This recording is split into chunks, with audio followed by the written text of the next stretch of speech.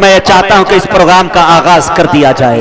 آئیے میرے دوستو، میں یہ چاہتا ہوں کہ اپنے اسلاف کے نقشے قدم پہ چلتے ہوئے میں زیادہ دیر آپ کے بیچ حائل نہ رہوں، اسی پگڈنڈیوں پہ چلتا ہوں جس پہ ہمارے اکابرین چلے ہیں، جس پہ ہمارے اسلاف چلے ہیں۔ دور نبی کے زمانے سے یہ ہوتا ہوا آیا ہے کہ جب بھی وہ دینی محفل کا آغاز کرتے، اس کا افتتاح کرتے، خواہ وہ بڑی ہو یا چھوٹی، تو اس کا آغاز میرے دوستو رب کے اس پاک اور پوتر کلام سے کیا جاتا تھا جو ساری دنیا کی ہدایتوں کے لیے آیا۔ میرے دوستو یہی وہ کلام ہے، آپ اچھی طرح سے جانتے ہیں، جس کو مٹانے کے لیے فرقہ پرستوں نے، ان طاقتوں نے، ان ظالموں نے نہ جانے کیسی کیسی میرے دوستو سازشیں رچی۔ کبھی مدارس عربیہ اسلامیہ کو دہشت گرد کا اڈا قرار دیا گیا، تو کبھی حفاظ کرام کو توپ کا نشانہ بنایا گیا۔ یہی نہیں میرے دوستو، علماء کرام کو سولی پہ چڑھا دیا گیا، تو کہیں 40,000 قرآن کے نسخے جلا دیے گئے تاکہ قرآن کریم کا وجود دنیا سے ختم ہو جائے۔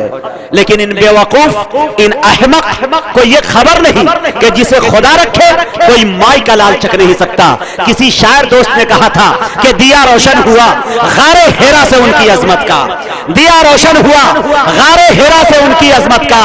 یہ محرام حرم اور عرش کے سینوں پہ لکھا ہے، سیاسی نفرتوں کی آگ ان کو کیا بجھائے گی، یہ قرآن کاغذوں پہ نہیں سینوں پہ لکھا ہے۔ آئیے میرے دوستو، اسی مقدس کلام قرآن عظیم کی تلاوت باسعادت کے لیے میری نظر انتخاب صاحب لسان قاری غسلحان قاری ابو ذر صاحب دامت برکاتہ مقدس اللہ العالی شیخ القراء منبع العلوم خیر آباد پر جا کر رک جاتی ہے۔ میں اس وقت ان سے گزارش کر رہا ہوں کہ وہ تشریف لائے اور تلاوت کلام پاک سے اس خوبصورت محفل کا خوبصورت آغاز فرمائے۔ یہ خواہش ہے کہ دل دیوانہ سرکار ہو جائے، یہ خواہش ہے کہ دل دیوانہ سرکار ہو جائے، مگر ایسا کہ آپ آئے تو پھر ہوشیار ہو جائے، ارے نظر ہر صورت قرآن میں آئے آپ کی صورت، تلاوت کرتے کرتے آپ کا دیدار ہو جائے۔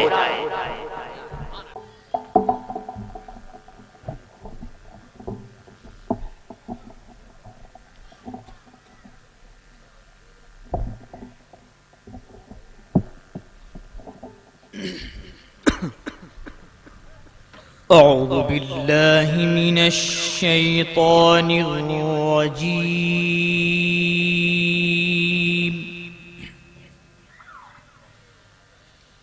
بسم اللہ الرحمن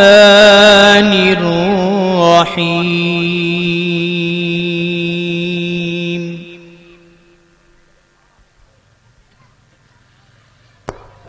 وسیق الذین کفروا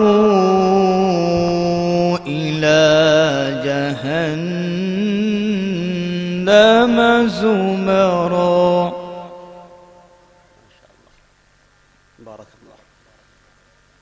حتی اذا جاؤوها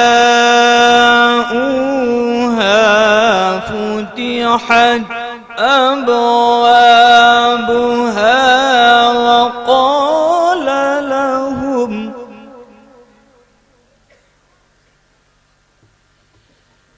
وقال لهم خزنتها ألم يأتكم رسل منكم يتلون عليكم آيات ربكم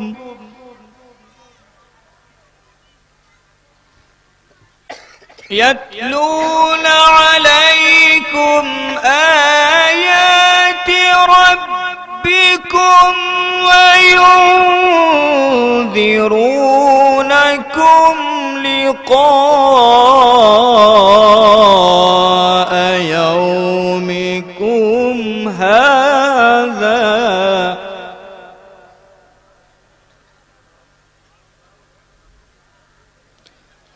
قالوا بلى ولكن حقت كلمة العذاب على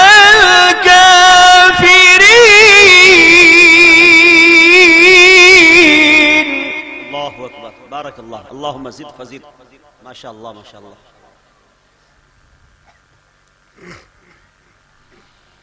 قيل ادخلوا أبواب جهنم خالدين فيها فبئس مثوى المتكبرين.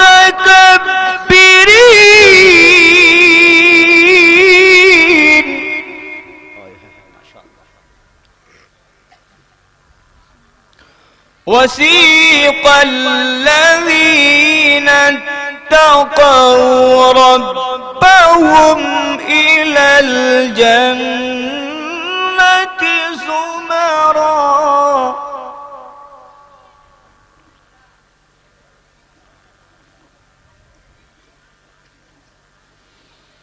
حتى إذا جاءوها وفتحت أبوابها وقال لهم خزنتها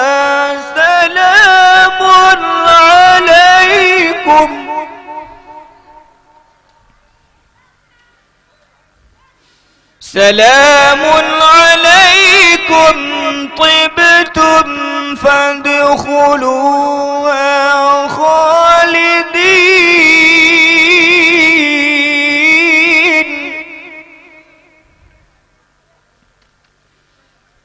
وقالوا الحمد لله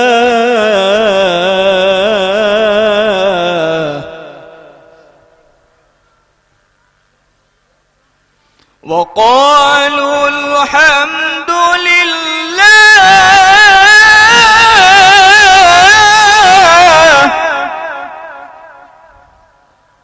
وقالوا الحمد لله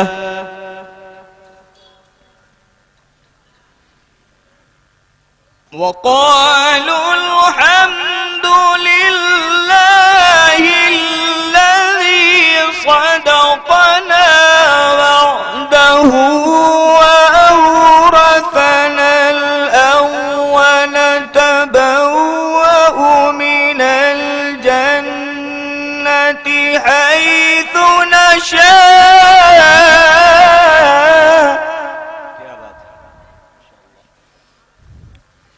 فنعم أجر العاملين.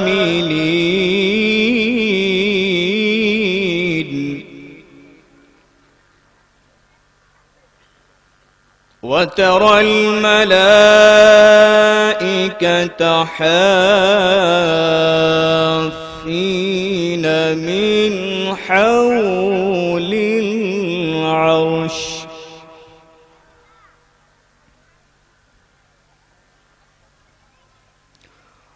وترى الملائكة حافين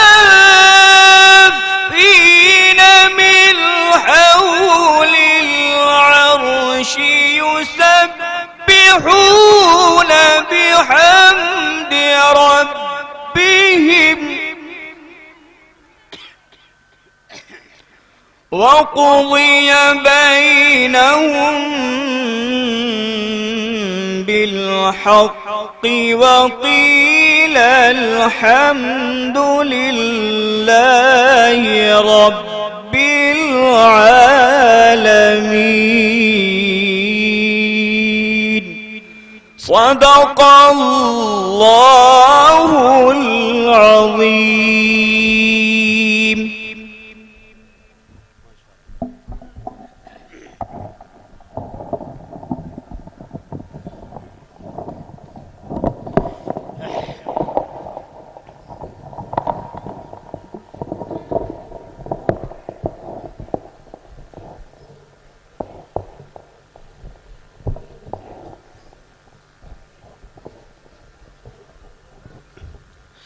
अल्हम्दुलिल्लाह माशाअल्लाह सुभान अल्लाह। मुअज़्ज़ज़ हज़रात, अभी आपके दरमियान क़ारी खुशलहान जनाब क़ारी अबू ज़र साहब दामत बरकातुहुम मद्दज़िल्लहुल आली शेखुल क़ुर्रा मदरसा मंबउल उलूम खैराबाद بڑے اچھے انداز میں لہن داؤدی میں ماشاءاللہ تلاوت کلام پاک آپ تک پہنچا رہے تھے۔ تلاوت کلام پاک سے اس خوبصورت محفل کا خوبصورت آغاز ہوا، محفل کو کامیابی کی ضمانت مل چکی۔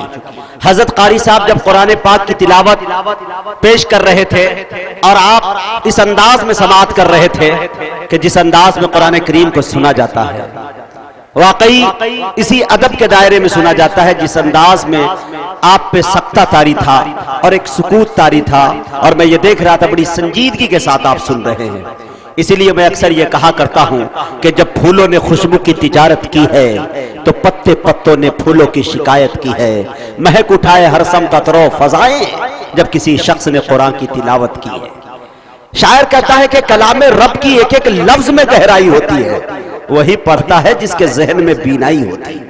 ماشاءاللہ بڑے اچھے انداز میں تلاوت کلام پاک سے محفل کا آغاز ہو چکا۔